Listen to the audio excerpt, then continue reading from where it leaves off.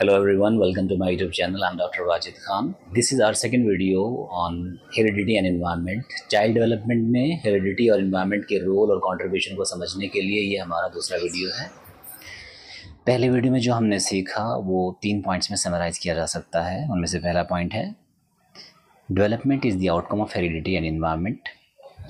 दूसरा पॉइंट ये है the function of heredity is to transfer genetic traits from parents to child. The third point is heredity lays the foundation of development and it acts like a blueprint for all kinds of developmental changes in child. बच्चे के physique में, उसके intelligence में, aptitude में, interest में या उसके emotions में समय के साथ जो बदलाव आते हैं वो सब हेरिडिटी से डिटरमाइन होते हैं। उन सभी चेंजेस का पैटर्न या ब्लूप्रिंट बच्चे के जीन्स में या उसके जेनेटिक मटेरियल में मौजूद होता है। फिर इन्वायरमेंट का क्या काम है? This video will discuss what environment is and how does it contribute to the process of development. What is environment? Environment refers to the surroundings or conditions in which a person, animal or plant lives or operates. किसी इंसान के या जानवर के या पौधे के आसपास की सारी चीज़ें और हालात, इसी को एनवायरनमेंट या वातावरण या माहौल कहते हैं। प्लांट या ट्री के एग्जाम्पल से हम समझते हैं। एक मैंगो सीड को हमने मिट्टी में डंप किया, उस सीड के अंदर सारे जेनेटिक कैरेक्टरिस्टिक्स मौजूद हैं। एनवायरनमेंट में उसको क्या क्या मिला? सॉइल, मिनरल्स, वाटर, धूप मिली, हवा मिली, देखभाल मिली। एनवायरनमेंट पौधे की सारी ज़रूरतें पूरी कर रहा है। अगर हम एनिमल्स की बात करें, मोस्टली एनिमल्स जंगल में रहते हैं। अपने सर्वाइवल के लिए या तो प्लांट्स पर निर्भर करते हैं या फिर दूसरे एनिमल्स को खाकर अपना पेट भरते हैं। जंगल से ही उनकी सारी ज़रूरतें पूरी होती हैं, यही उनका इन्वायरमेंट है। इन्वायरमेंट को अगर हम चाइल्ड डेवलपमेंट या ह्यूमन डेवलपमेंट के कॉन्टेक्स्ट में समझें, environment comprises of all physical conditions, social conditions, psychological conditions, emotional conditions, learning experiences and learning opportunities। यानी वो सारी चीज़ें या हालात जो किसी बच्चे के ग्रोथ या डेवलपमेंट पर असर डालते हैं या उसकी पर्सनालिटी को मोल्ड करते हैं, इन्वायरमेंट का हिस्सा हैं। इसको अगर दूसरे तरीके से समझें तो इन्वायरमेंट बच्चे की physiological needs, cognitive needs, intellectual needs, emotional और साइकोलॉजिकल नीड्स को फुलफिल करता है। इसको समझाने के लिए कुछ बिहेवियरिस्ट जैसे कि वॉटसन और स्किनर का मानना है कि human nature is completely malleable.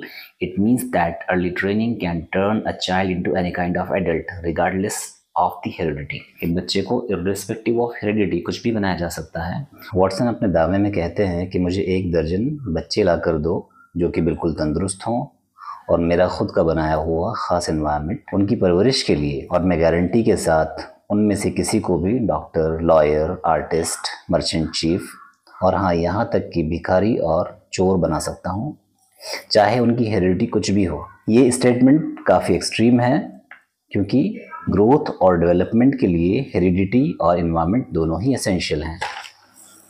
बल्कि development is the outcome of interaction between heredity and environment. यानी डेवलपमेंट जो है वो हेरिडिटी और इन्वायरमेंट के इंटरेक्शन का, अंतःक्रिया का एक नतीजा है, एक आउटकम है। चाइल्ड डेवलपमेंट के कॉन्टेक्स्ट में इन्वायरमेंट को 2 पार्ट्स में डिवाइड किया जा सकता है, prenatal environment, postnatal environment. Growth और डेवलपमेंट के एतबार से प्री नेटल पीरियड बहुत ज़्यादा इंपॉर्टेंट है, इसीलिए बहुत ज़्यादा केयर की जाती है। ये इंश्योर करना होता है कि इस दौरान मदर का फिजिकल हेल्थ, मेंटल हेल्थ ठीक है या नहीं। अनबॉर्न बेबी को न्यूट्रिशन माँ के ज़रिए से ही मिलता है, इसीलिए डाइट की क्वालिटी अच्छी होना ज़रूरी है। डाइट मिनरल्स से एनरिच्ड हो।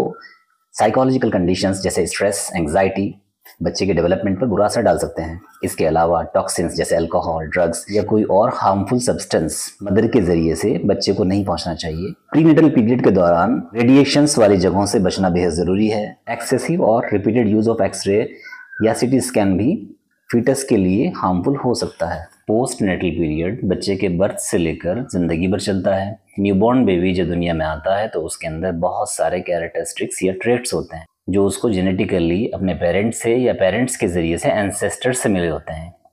यानी न्यूबॉर्न बेबी में बहुत सारे अनकॉमन, एक्स्ट्राऑर्डिनरी टैलेंट्स या पोटेंशियलिटीज़ हो सकते हैं जो उसको बेहतरीन आर्टिस्ट, साइंटिस्ट या फिर सक्सेसफुल बिजनेसमैन बना सकते हैं। शर्त है हेरिडिटी और इन्वायरमेंट का सही तालमेल होना, इन्वायरमेंट का सपोर्टिव होना, इन्वायरमेंट का रिसोर्सफुल होना, फुल ऑफ अपॉर्चुनिटीज़ होना।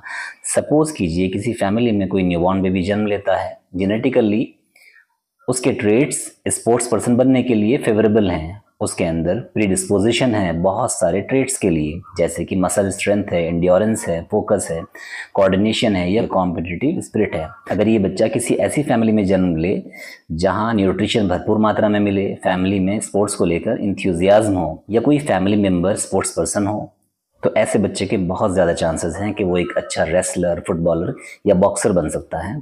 इसके बरक्स अगर ये बच्चा किसी ऐसी फैमिली में पैदा हुआ हो जहां सही न्यूट्रिशन नहीं या फिर पेरेंट्स बच्चे को ओवर प्रोटेक्ट करते हैं, गेम्स या स्पोर्ट्स में किसी तरह का पार्टिसिपेशन नहीं, एक्सपोजर नहीं, अपॉर्चुनिटी नहीं, तो फिर इस बच्चे के लिए स्पोर्ट्स में अपने इन्नेट पोटेंशियल को रियलाइज करना, अटेन करना बेहद मुश्किल हो जाता है।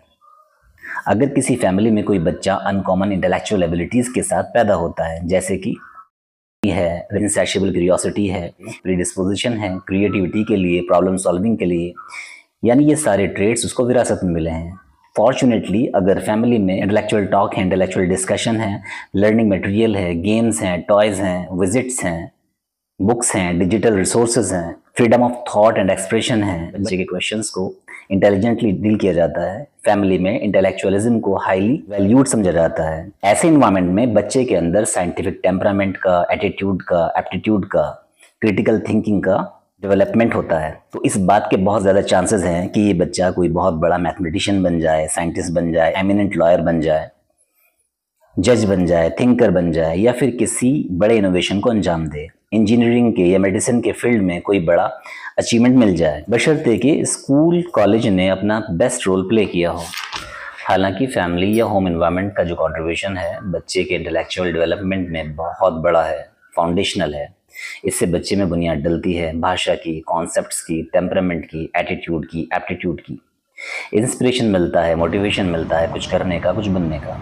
इसके बावजूद भी बच्चे के ऑलराउंड डेवलपमेंट में स्कूल का, एजुकेशनल इंस्टीट्यूशंस का रोल बहुत ज़्यादा है, उसको डिनाई नहीं किया जा सकता, क्योंकि स्कूल या एजुकेशनल इंस्टीट्यूशंस में the process of learning is organised and systematised. सीखने सिखाने के लिए डेफिनेट जगह है, टाइम टेबल है, करिकुलम है, ट्रेंड एजुकेटर्स हैं, लर्निंग मटेरियल है, एक्सपोजर है, लैब है, एक्सपेरिमेंट्स हैं।